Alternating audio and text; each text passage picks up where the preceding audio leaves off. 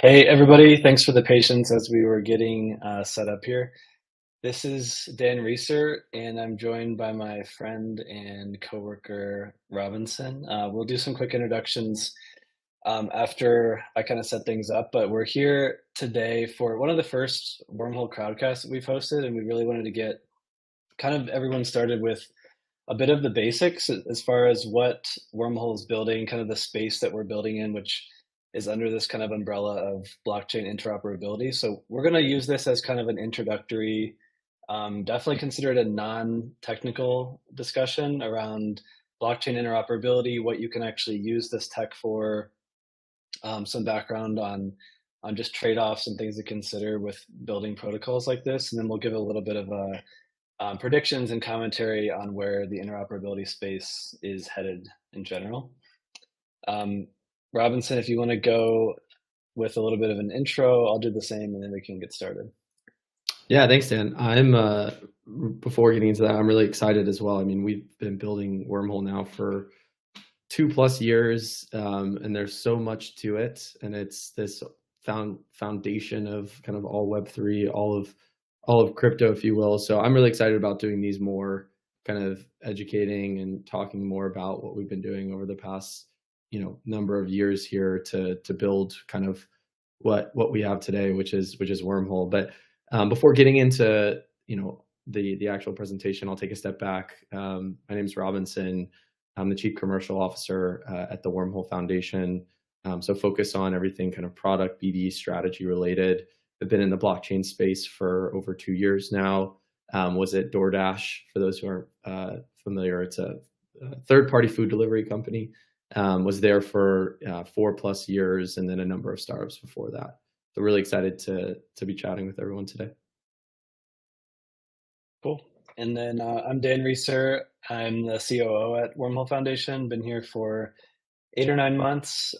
Actually previously worked with Robinson at a prior startup in the Polkadot ecosystem. So I was there for about 4 years, been in crypto for it'll be 6, I believe, in May, and spent some time in healthcare before this. So mostly in my career, I've been working on marketing, some BD operations. So my role now is kind of spanning a lot of like marketing, community, and internal operations at the foundation. So has been a blast working with Robinson so far at the foundation, and we're scaling up the team. So if anyone listening right now is a highly talented individual in basically any function on a crypto team, we're hiring. So feel free to ping us on Twitter or any of the other channels that we're live on.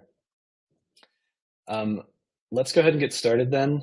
Let me pull up the chat. I wanted to see if anyone in the crowd has a guess as far as what I'm showing on the screen right now. Any guesses in the chat?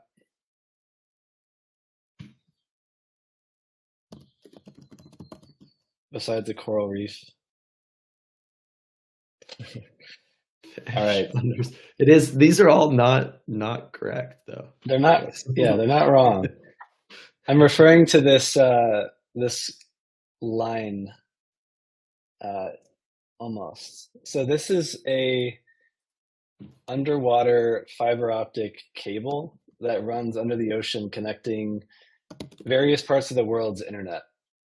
And as we were doing the research for this presentation, it's actually a really interesting slide.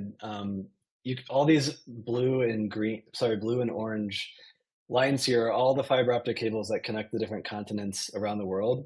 And the orange is actually just Facebook, Amazon, Google, and Microsoft, it's pretty mind-blowing. That's insane. The infrastructure these people have laid across the ocean. So yeah, at the bottom, it's 1.2 million kilometers, 750,000 miles for those who use miles. But this is all what connects the entire cross-continental internet that we all enjoy, have been enjoying for the last 20, 30 years. But this actually has a history prior to fiber optic cable. I won't spend a whole lot of time on this slide, but even going back to the mid-1800s, there were people laying lines between areas in Western Europe to allow for telegraph messages to be sent under the ocean between 2 different countries. And then this evolved over time into various levels of improving technology, which led into the 80s of the first fiber optic cables being laid between different continents. And then in the 90s and the 2000s, as the internet boom happened, all this was kind of improved in terms of speed and capacity, connecting all the continents of the world into the internet that we know today. And the reason why I'm painting this picture is just to have everyone, stop and remember that the internet that we enjoy today, all the applications, all the companies, the multi-billion, if not trillion-dollar companies that now exist on the internet are only possible because the internet was connected by people who were actually laying those lines in the ocean back in the 1980s.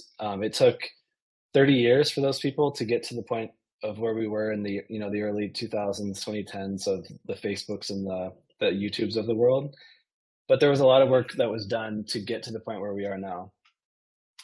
And there's a lot of parallels between that and what we're doing in the crypto space in terms of interoperability. And if you're in this call, if you're watching this video, this probably isn't the first time that you've heard about crypto. You've probably done your research on Bitcoin and on Ethereum, and you probably understand there's a need to connect these blockchains together. But there's more and more growth evident in the industry that's showing us that connectivity between blockchains is inevitable, and it's a needed characteristic in the industry in order to enable a lot of the businesses and use cases that we all imagine coming very soon. This is a chart showing the number of active blockchains that have been launched since 2013, and clearly this is a up and to the right chart. And very similarly, the ratio of decentralized exchange volume to centralized exchange volume is also up and to the right. So everything's moving on chain. We've seen this with Coinbase launching their L2 base. There's a lot of rumors around other exchanges launching L2 sometime soon. So more and more activities coming on chain, which is really exciting for all of us who work on protocol teams. This may be apparent and obvious at this point, but just to define what blockchain interoperability is, it's enabling isolated blockchain networks to communicate data between each other. So any form of data can be sent from one chain to another using what we call a messaging protocol, and we'll get into that in a little bit here. Blockchain interoperability, it enables quite a few things for various players within the industry. So first and foremost, user growth and TVL volume growth are two reasons why teams who are running layer 1 or layer 2 blockchains or applications on those chains need to work with teams like Wormhole to grow their business. And then scalability it's a similar trait of what I just got into around growth. But if you're an application and you are launching on, let's say Base, but you want to also attract users on chains like Ethereum or on Arbitrum or Optimism, you will also want to do multiple deployments. So Wormhole helps you scale and connect all of your deployments across these different chains. There's teams like Pyth, there's teams like Synonym who are actually building now natively multi-chain. So these are examples to look into if you're interested in kind of the next generation of multi-chain applications. And I just talked about new use cases. Those are two examples of new use cases, but plenty of other use cases we're seeing come through that are only enabled because of this multi-chain interoperability that is being enabled by these protocols. So Robinson, I'll hand it over to you just to walk people through this interoperability stack, just to get a feel for where Wormhole is in this overall picture, and then get a feel for some of the applications built within kind of the Wormhole ecosystem. Yeah, definitely. And I think, some of you may have been in this space for a while. Some of you are new to the space, but in general, I know crypto's been around for a little bit, but a lot of the actual building, the technology, et cetera, is still fairly new. And I think what helps when you're building kind of this cutting edge technology are mental models. So that's why we kind of started out with this idea, not the idea, the fact that, that how the internet started around laying cables underwater, that real laborious, longer term process that ultimately decades later gave us on our phones, delivery to our door, or a car to our door or any of the games, social media you play, et cetera, right? That's that long period of time. And so what we're building now is kind of like a paradigm shift from that, right? It's this new cutting edge technology. And what's important is to be able to have these mental models to help us understand how everything works together. And I think this is a great kind of mental model, if you will, or visual to understand how the interoperability stack works. Because we have blockchains today, and we all might be familiar with an Ethereum, a Solana, some of these like Arbitrum, et cetera, and apps can build on top of that, right? That's a mental model that we now know, we understand in general, right? Some of you may be new and just learning that, which is fine too. For interoperability, I think it's a bit, it's not as well known. And so I think this lends itself as a really helpful mental model for, how we view the stack and where Wormhole in particular fits in, right? So you can see at the bottom, we have this concept of the messaging layer. Wormhole is an example. Another example of a interoperability protocol is Axelar. And now you can think about this almost as these cables underwater, right? It's what's connecting all of these blockchains together. So that's this kind of core layer at the bottom.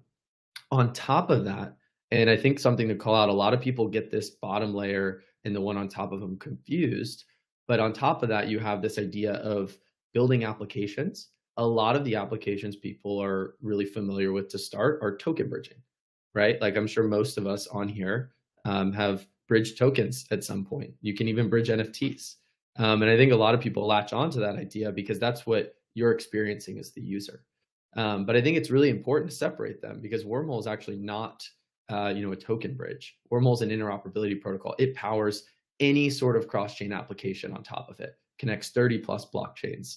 And some of the ones that are really popular today are, Uniswap, Squid, Portal, USDC has its own kind of bridge, if you will. And the idea behind these is that these are what the user will interact with to send tokens from one chain A to chain B. And underneath what makes that possible is something like Wormhole, this messaging layer, this interoperability layer. And as we go further up the stack, you can use essentially as a user, you can use the token bridging and liquidity layer. You can also use the aggregation layer. So what's happening is that there are all these different chains. There's so many. Dan showed this kind of chart going up and to the right. One of the few up and to the right only charts we see, but it's definitely only up and to the right. There's going to be more and more and more blockchains. So you'll have a few providers connecting all these blockchains all the way at the base level. Then you'll have a bunch of different apps that come along. Maybe some of you have used Portal. Maybe some of you have used Mineswap. But the aggregators like Li-Fi and Socket, what they do is they aggregate the layer below them. So they aggregate all of these different token bridges. And the idea is that as a user, you're going to go to some desktop website, right? Or hopefully eventually more on mobile. And they will pick the best, the cheapest and most efficient route for you if you were to send an asset from chain A to chain B. So we have this kind of what we call this aggregation layer. And then you go a step higher and we get what most of us probably use on a regular basis, which are a lot of the wallets and more of the application layer. You can even throw in some dApps in here, et cetera. And what will happen is that this whole stack will kind of be aggregated and expose itself in the wallets that if you do use crypto or you do things on chain, you've likely used some sort of wallet. So more of this kind of stack, or all of this stack, will kind of be combined in the background and then exposed to you as the user in the wallet. So you can easily take Solana, right, to Ethereum. Solana doesn't exist on Ethereum, but you would be able to do that within your wallet, all because of this kind of infrastructure that we're laying. I'll stop there, Dan. I don't know if you have any additional comment. Yeah, I think one aspect of this slide that we should kind of focus in on a little bit more is the USDC section here on the second line and the token bridging part. If you can read that below the USDC logo, it says CCTP, which is cross-chain transfer protocol. This is a very, very prominent technology now in the industry, especially if you're working on a protocol team. If you haven't heard about it, CCTP is essentially a token bridging protocol that the Circle team actually built and operates themselves. Yeah. And the reason why they built this is there was a problem that they needed to solve, which was people were sending USDC to all these different blockchains using bridging protocols, and those, because USDC needed to be wrapped in order to be sent to other chains, there were all different types of USDCs making their way to different blockchains. So just to give an example, let's say um, you're on Arbitrum and someone sends USDC from Solana to Arbitrum, from Aptos to Arbitrum, and from, let's say, what's another one, like Cosmos Avalanche, to Arbitrum. Yeah. Cosmos. These would be three different types of USDCs, all Solana wrapped USDC, Cosmos wrapped USDC, and Aptos wrapped USDC. So if you're a user, it's a pain because you get this form of wrapped USDC, and then you're trying to find out, like, okay, what can I do with this? This USDC, could I use a DEX on this chain? But then you realize that there's no liquidity for that. There's no pool for that type of USDC. So it's a pain for the users. And then if you're an application, which are a lot of the people who we work closely with developers building apps. If you're an application and you're running a DEX, you only want one type of USDC so that every pair on your DEX is just, ETH with USDC or Aptos with USDC, not three different types or 10 different types of USDC. So it's a big headache for application developers. So USDC built CCTP so that they could launch this protocol on various chains, and they're slowly rolling this product out to different chains. And this allows them to mint a native form of USDC on whatever chain that CCTP is live on. So CCTP is operating at this token bridging level.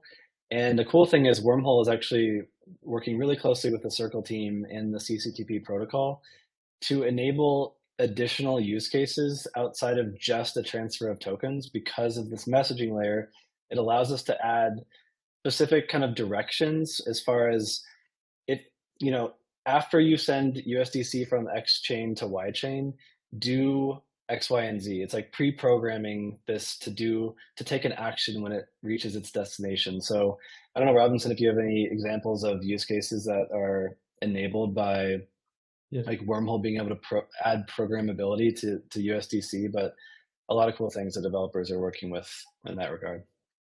Yeah, I think without getting too in the weeds on the technicalities here, like if you're able to do things more programmatically, you can send things cross-chain and do an action, right? So instead of send it to a wallet cross-chain, right? We may have all experienced, some of us maybe not, but sending to another wallet. Maybe you send to a centralized exchange, or you send something to a centralized exchange to your hot wallet, your MetaMask, right? Your backpack or something like that. What you could do theoretically in this situation, or actually not theoretically, we're doing this today, you can send that, and instead of it just landing in your wallet, it will also do another action, right? So whether that's send it cross-chain and deposit in a borrow lend, send it cross-chain and pay for an NFT. So there's a lot of different things you can do with this kind of programmatic money almost, which is really exciting. And we're starting to see new applications come out with this functionality today. Like Dan mentioned a few, but there's tens, if not hundreds now building on Wormhole. And then we will move on from this slide, but one last thing I wanted to mention on the aggregation layer. Robinson explained this. It's basically aggregating different routes together that are provided by various token bridges that are on the level below it. Just an analogy, this app would be really nice to have if you're ever like in a busy area, if it's raining, it's hard to get, like, let's say an Uber. Imagine an app where you could just call a ride, and whichever Lyft, Uber, or a taxi was closest to you and fastest and cheapest would be recommended to you. It's aggregating Uber, Lyft, and taxis all in that area at a time where you really need it. That is an aggregation example. This is in interoperability. This is the exact thing happening. You will say, I want to send USDC from Solana to Ethereum, and that aggregator will realize that Wormhole has the best route for that, and it will recommend Wormhole, and at the bottom it'll say like powered by Wormhole. But there could be another example where Axelar has the best route, and it'll do the the backend kind of calculations or whatever you want to call it, and it'll come up and say, okay, from this chain to this chain, Axelar has the best. So here's your route, and then it'll say powered by Axelar. So it's aggregating these different routes for you and giving you the best possible way to send a token or anything from chain A to chain B. Love it. Yeah. So as we kind of understand the stack, right? We understand that the base layer is really what's happening is we're sending data back and forth between blockchains. Sometimes I actually think about it almost as like a translation layer. Like each blockchain literally speaks a different language, and you need something to translate between the two. And so that's usually in the form of data, or we oftentimes call them messages. This right here is a chart of how many messages have gone through the Wormhole platform. This is actually outdated. It's significantly more than this now. But the idea behind this is that every message is a piece of data, which is programming an app. Usually that app is sending tokens. That app could be sending instructions. It could be sending, any sort of directions, right? Any action when you press, you want to do something, this is coordinating in the background. And so it's really cool to see, we're very close to obviously 1 billion, but this all comes from all the applications building on top of Wormhole, right? Like, again, reminding that we all have probably done a token transfer. If you haven't, it's, quite a popular use case here. And that's some of what's generating a lot of this. We'll also have oracles. So there's a really popular oracle called Pyth. Maybe some of you are familiar, but Pyth relies on Wormhole messages to send data and price feeds cross chain. And we'll talk about that a little bit more in a few slides here. Yep. Today, just to correct the slide, it's 926 million messages, and it's January 24th, 2024. So we're getting close to 1 billion messages. When 1 billion? Soon. You want to walk through this one? Yeah, I think when we think about the way I like to think about like interoperability protocols, again, remember the mental model I'm using is really this base layer. It's the thing coordinating everything in the background, even communication with the blockchains. We almost have a duty, or as the foundation behind the protocol. The protocol actually has a duty, and we do as well, to make it as secure as possible. Because what ultimately happens is, as a user, myself, maybe some of you, are going to use applications. Eventually, you might not even know. Actually, today, you're going to use applications and not even know you're using Wormhole in the background. For instance, Uniswap. If you're voting on Uniswap on any other chain but Ethereum, I think there's 5 chains today where Wormhole powers the governance, but we're doing that in the background. We're helping these kind of different deployments, these Uniswaps on different chains, communicate governance votes with one another. So it just draws this like focus and importance to security. And so that's why, at Wormhole, that's probably one of the number one things, if not the number one thing we focus on. The other one is decentralization. Why are we here if not, for prioritizing decentralization? So Wormhole today, we believe, is sufficiently decentralized. Uniswap, one of the biggest protocols in the space, actually ran a third-party assessment and did a 4 to 5 month technical deep dive, unbiased, and went into kind of the security and decentralization of all the bridges and provided kind of a rating for these. And Wormhole was the only one unconditionally approved to support these Uniswap deployments. So we oftentimes use that as a testament to the work we, over these past 2+ years, have put into decentralization. But at the end of the day, we keep talking about this thing that's securing all these applications in the background. If a few people can take over the network, that's not really that secure, is it? That's not really that decentralized. So we want to make sure that, no one, can stop the network unless, of course, you go through proper governance and there's, various voting, et cetera. But decentralization, what I'm trying to say here, is extremely important for this kind of backbone or foundation of Web3. These last ones I'll go through quickly. User experience, right? We want to make sure that the user largely doesn't even know they're using Wormhole sometimes, right? We're just coordinating everything, so you don't have to care about what chain you're on. You can just use an application, whether you're on Solana, whether you're on Berachain, whether you're on Arbitrum, whether you're on a chain in Polkadot ecosystem, right? You don't have to care. You're just going to use an application. Open source, this is one that I think gets overlooked, excuse me. It's almost just as important as decentralization, if not as important. We build in the open. This is a public utility for the most part, right? This is something that everyone uses, and it's important that they know what they're using. They can see if they wanted to, what the code looks like, and they can verify things for themselves. And so this is kind of part of part of Wormhole Foundation's ethos to make sure that we're always building in the open, the code's always verifiable, and we are truly that Web3 utility. And the last one, scalability. Oh, go ahead. Real quick. Just to touch on decentralization and open source, these are things that are often underappreciated and only important when things go wrong. So the other thing to remember here is that these are easy to ignore, and it's much easier to build protocols that are not decentralized and are not open source. It's much easier. Decentralizing requires a lot of coordination of different entities, running nodes. If you look at Wormhole, we have 19 guardians. Axelar has a lot of validators who run the blockchain that runs Axelar. Some of the other people in the interoperability space are, positioning themselves as a decentralized, trustless protocol, when in reality, they're a 2 of 2 multisig that can be censored. It's just risky for users to use something that's not decentralized and not open source. With Wormhole and Axelar as well, the code's all open source. So like Robinson said, any developer can go in and verify everything that we're saying. Every product that we launch is open source, so people can go in, audit, check things before starting to use them.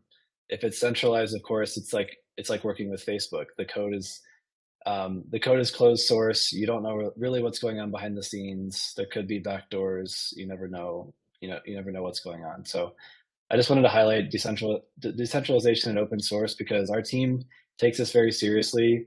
We are very we live by the crypto values. We live by the crypto ethos. Our team is not willing to ship things that aren't open source and aren't decentralized. So very important 2 qualities for Wormhole.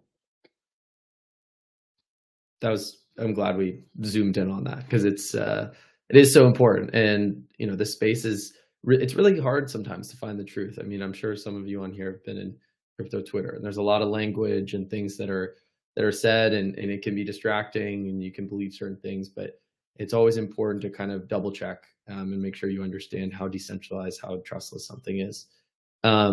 Last one here, and then we can move on to scalability. I think, this term can be overused sometimes, but the way I think about this one is it's our job to be everywhere, right? We want to be like those lines, the coral that go across the bottom of the ocean. I know some people were saying coral reef, but we want to be like those lines, right? We want to connect different continents, in this case, different blockchains. And so we're going to continue to expand the network. I see some people talking about Parachain in there. That's definitely a great chain. We'll as more chains go live, we'll continue to try and be there. We will be there to make sure that users have access,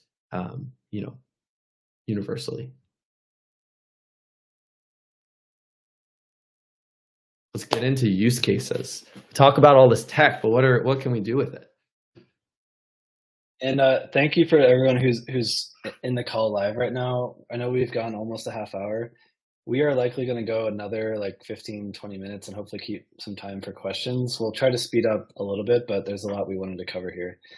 And Robinson already kind of leaked the 2 of these use cases, so we'll go into them a little bit more. So I will start with Uniswap.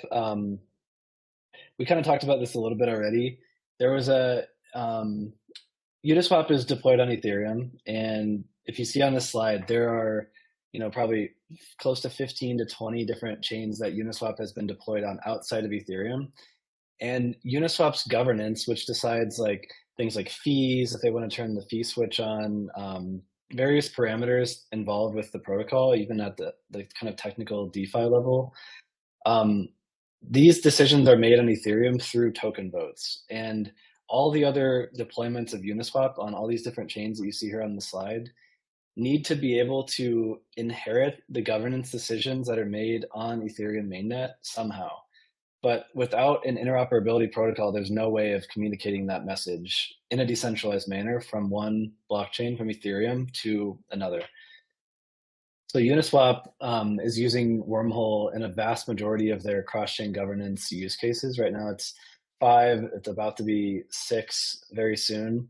And what we do is basically connect these two blockchains, allowing Uniswap governance to send data, no tokens involved, send data from Ethereum mainnet to, in this case, like Moonbeam, like Gnosis, Celo, Avalanche, and others, using Wormhole messaging. If you think back to that interoperability stack slide, this is going through the base messaging layer from Ethereum to these different chains. So a really cool use case here. Oftentimes people think of Wormhole and they think of the, the various swaps or bridges that are built on top of Wormhole, but there's also a lot of different use cases that have nothing to do with value being transferred by those teams. This is purely a data play.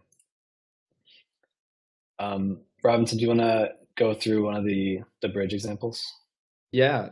So we talked a lot about this, and I think you might be familiar with stuff like this. This is when people think interoperability, one of the first places their mind goes to is token bridging, which is fine, right? That's the first thing we experience. But it's our job to at least explain that there's a lot more to it, which makes it even more exciting. It's so much bigger than just token bridging.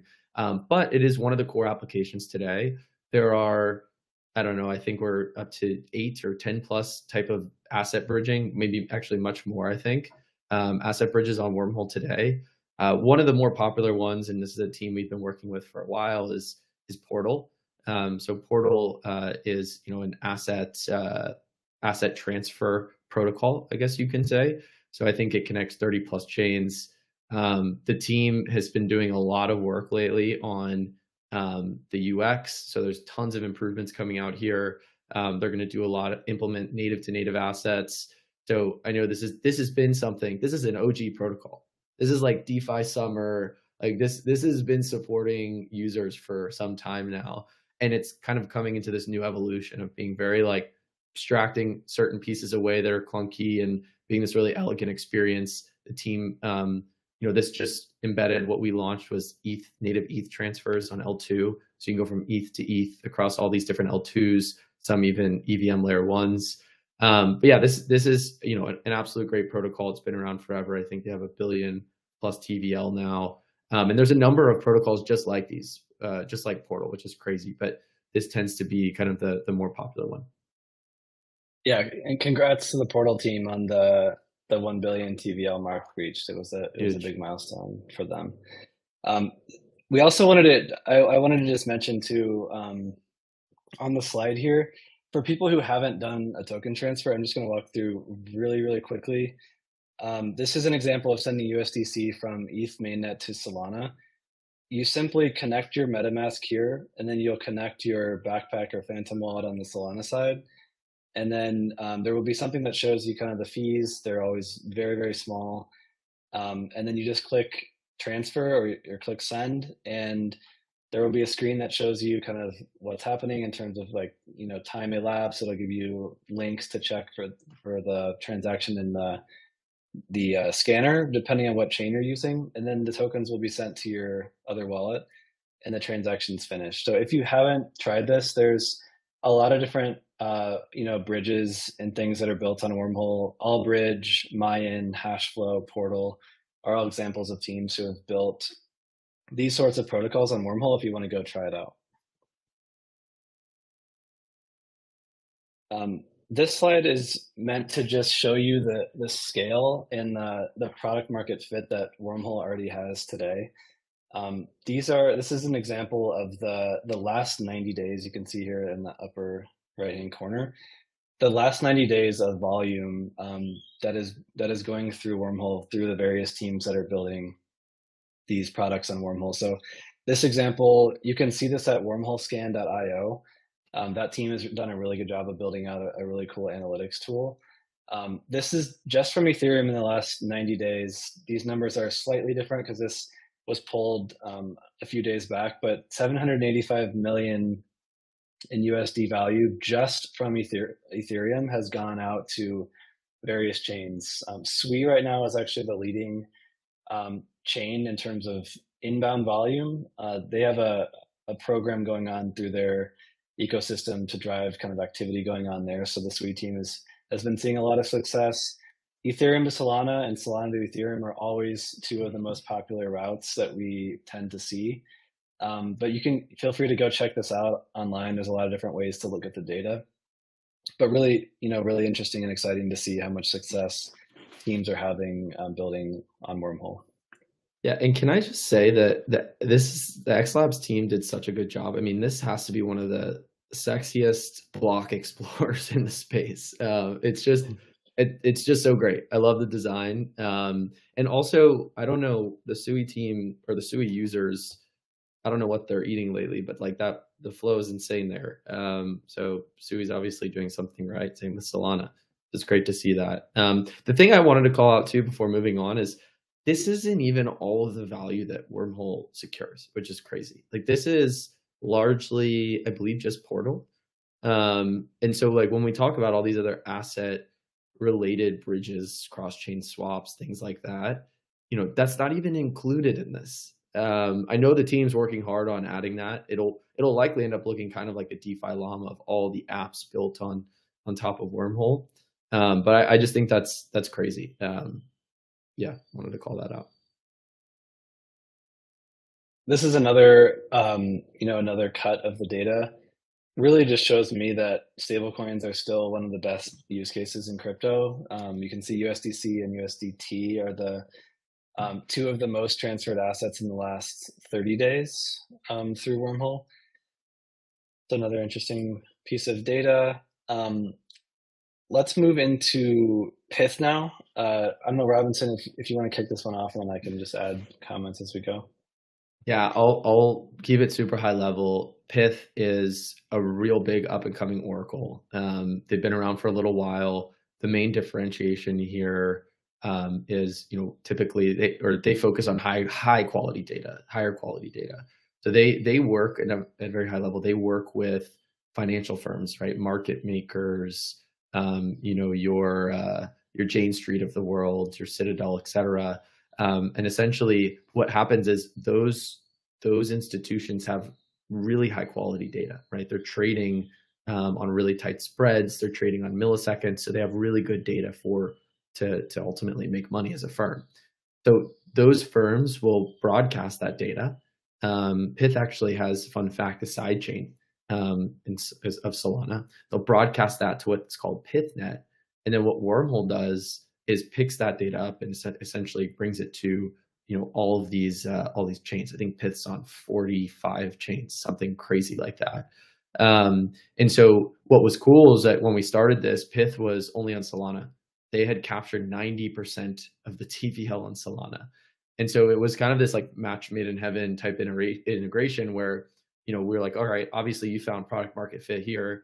And then, I remember working with the Pyth team, we were doing this and, we kind of charted out the go-to-market for going to all these different chains. And so this has been an awesome use case because Pyth is just by itself such a really like polished and blue chip protocol, and to be able to support them kind of on their journey and see them do so well has been great to see. Yeah, and the other thing we wanted to show is just a couple of different charts, and the key message here, kind of at the going back to the whole title of this presentation, is around like interoperability and what does this actually bring to the industry. This shows what working with an interoperability protocol like Wormhole does for someone's application and for someone's community. Pyth started working with Wormhole around here and started going cross-chain, and they measure daily average updates because they're bringing off-chain data on-chain and needing to update a lot of applications across crypto. Completely just skyrocketed as they started providing these data feeds for multiple chains in the industry. And then Pyth is also, eating Chainlink's lunch across the board on a lot of these chains.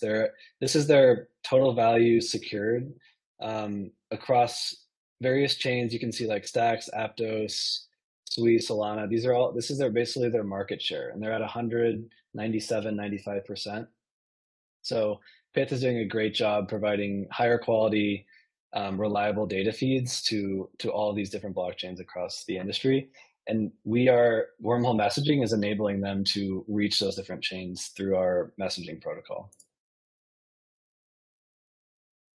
This is a different way of looking at it. These are all the different chains that Pyth is working with and the number of apps. So again, working with Wormhole, we're really close partners with Pyth, and it's been great to see their growth. This is at the end of the year, about a month ago at 286, so they'll be crossing 300 application integrations soon, I'm sure.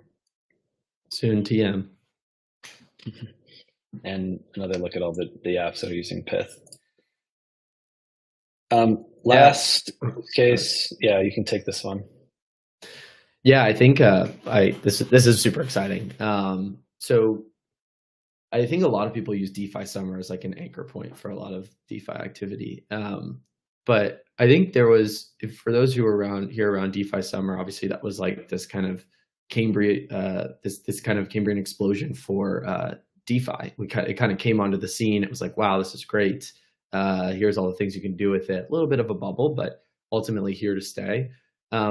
During that period of time, what was interesting is we saw a lot of kind of like institutional partnerships, and I'm not calling anyone out in particular, but oftentimes I think a lot of those were more vaporware than anything else, right? It's like, let's get a good announcement. And I think one thing we oftentimes try to prioritize is like meaningful integrations. But I digress. What I'm trying to say is, we saw a lot of like institutions coming into the space. I think now is actually the time when we're starting to see those institutions come into the let's call it the blockchain space. We saw that obviously with the ETF. That's probably one of the biggest ways we can see it. But we're starting to see this now with the advent of private blockchains. So a lot of larger financial firms are, building their own in-house private blockchains for various reasons. But what we're seeing, and was kind of a similar phenomenon in the internet era, is like the open internet ultimately kind of won, right? Like AOL, for instance, was this kind of like closed environment, at least at the beginning. And so what we're seeing now is like, these institutions can't miss out on this kind of open environment, if you will, which, the open blockchain network or the public blockchain network, like Ethereum, right? It's a public blockchain. Anyone can use it. And so the conversation we're starting to have, and we're starting to see a lot more of, is these private blockchains that, are financial firms and various kind of Web 2 institutions need access. They need to, how do we connect to these public blockchains or this public blockchain network, which is what most of us use. And so what has happened is kind of Wormhole's found itself in the middle of this as this critical infrastructure, or maybe I'll say interoperability protocols have found themselves in the middle of this as this kind of critical infrastructure to connect Web 2 and Web 3. So I think we're still a little bit early. We're starting to see use cases today. I think we'll be announcing some things quite soon. But now I think is the time when we'll start to see more meaningful adoption here. And yeah, just keep an eye out for more.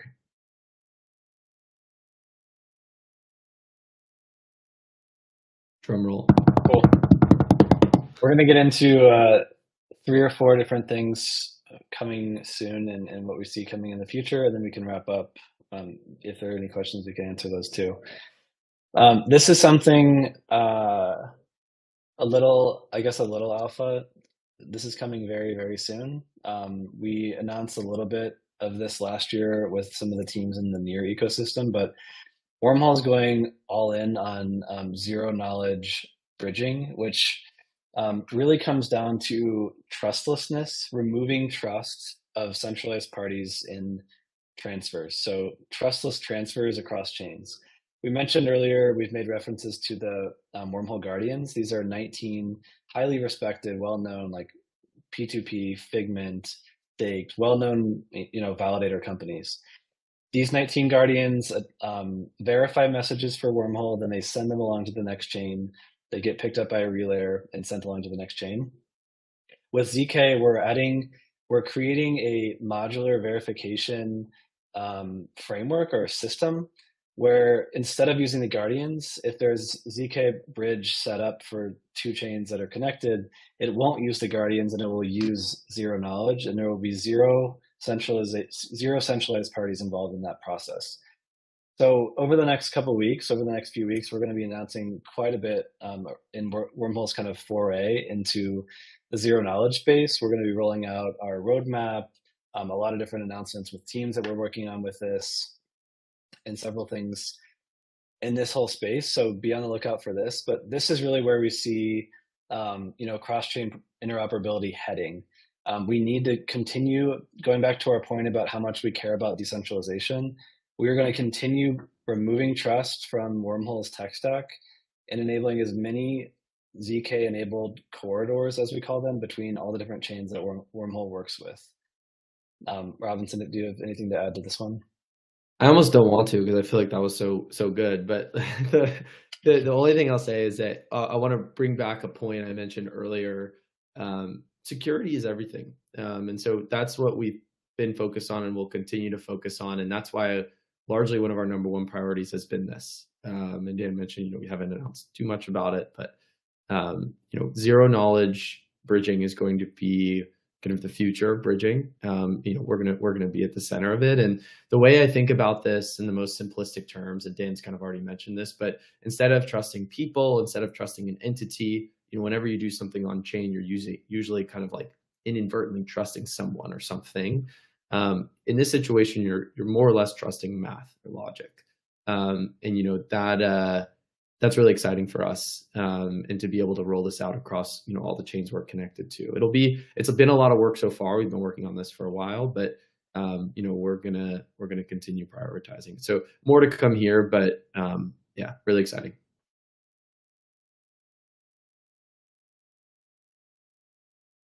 Top asset CCTPify. Okay, CCTP, for those, we mentioned it earlier, cross-chain transfer protocol. Circle kind of dubbed this term. We love our terms in this space, don't we? We love our acronyms. But see, Circle has the burn and mint bridge specifically for USDC, right? They're only focused on USDC. They have some other staples, but really the core focus is USDC. I think we all know. So there's going to be this concept where we'll have more stablecoin issuers, more like centrally issued tokens, or you can almost think of it as tokenization, right? Like, tokenizing assets on chain. And then, these companies, so let's just use an example, PayPal, right, is issuing PYUSD. They're going to want that to go cross chain. They're not going to want to miss out on the users and the activity on one chain, right? Like, let's say they issued that on Ethereum, and then Solana has its own user base. It has its own activity. Cosmos is the same. Sui has the same, the L2s, etc. And so they're going to want to, they're going to have a high security threshold. So they're going to want to avoid things like, trusting non-secure bridges, but also liquidity fragmentation, right? Dan spoke a little bit about this earlier, and we've had the pleasure of launching a lot of chains and working closely as a partner in some of those launches.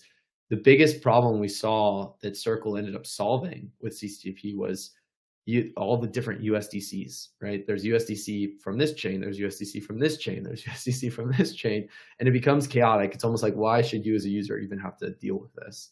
And so a lot of these new asset issuers have learned from Circle. They've seen this CCTP essentially protocol that they've launched.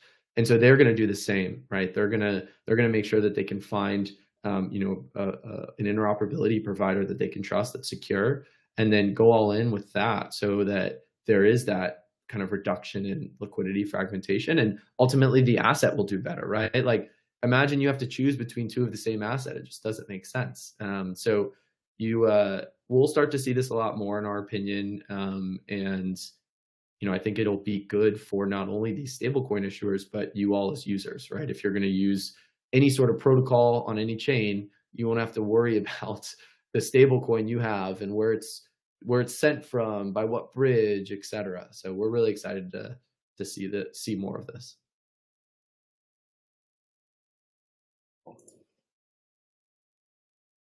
I think we kind of covered this one. I mean, it's largely kind of the same concept. it's this idea of more tokenization on chain, whether it's from a private institution, whether it's from whoever's doing the tokenizing, right? Or stable coins, right, are a tokenized asset, right? They're the most prolific real world asset. So this is kind of the same. We'll just see more of this tokenization come on chain, but there's going to be even more of a demand to make sure that that token or that asset is everywhere. And so largely very similar to the kind of CCTPify.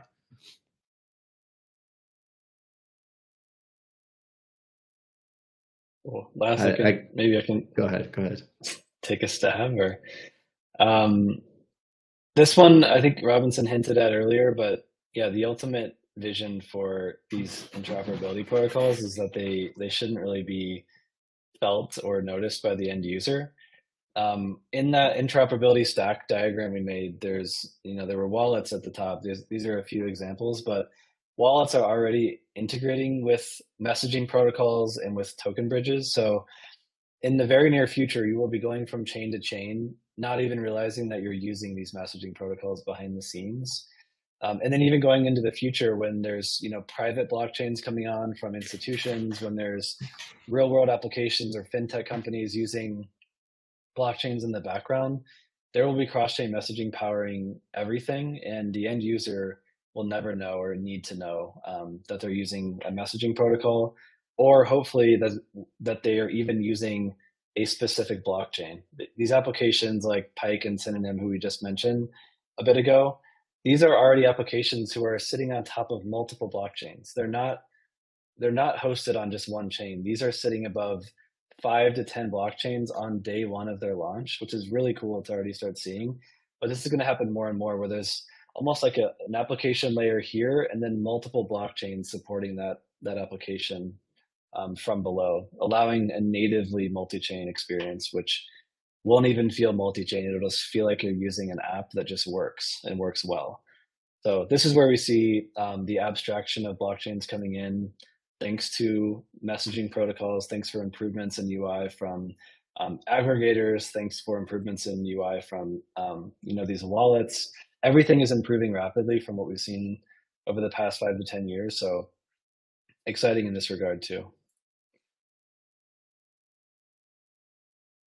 Cool.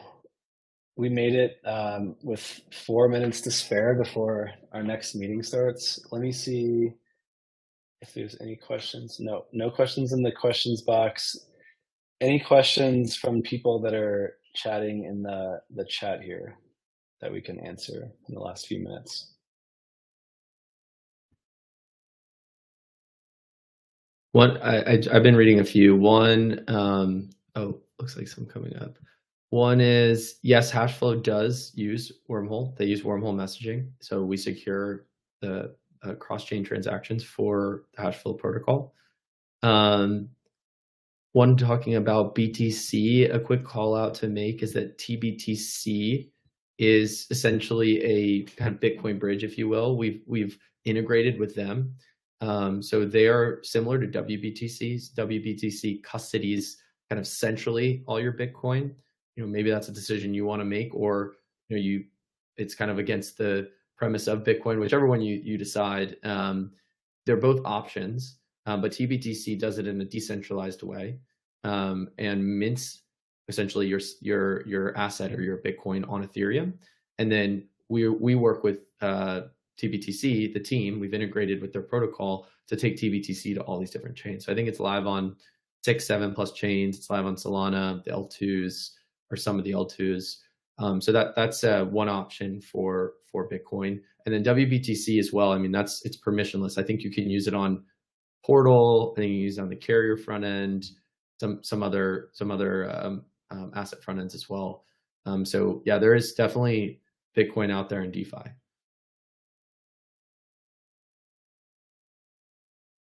Wormhole merged quickly. Yes. People are asking they like your sweatshirt.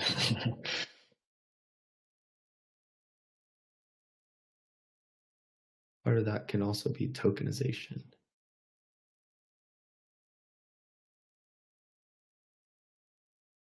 I think they're asking when token. So Yeah, no answer on that. The tokenization that we're working on is around real world assets. It's around what we call CCTPifying. So this is like helping other assets go multi-chain. There's a lot of work we're doing in that regard when it comes to tokenization. We've got to go. Thank you guys all so much. People who are watching live, people who are watching on the recording, appreciate the time. We're always available on Twitter. We've got a Discord channel where you can reach most of our team there.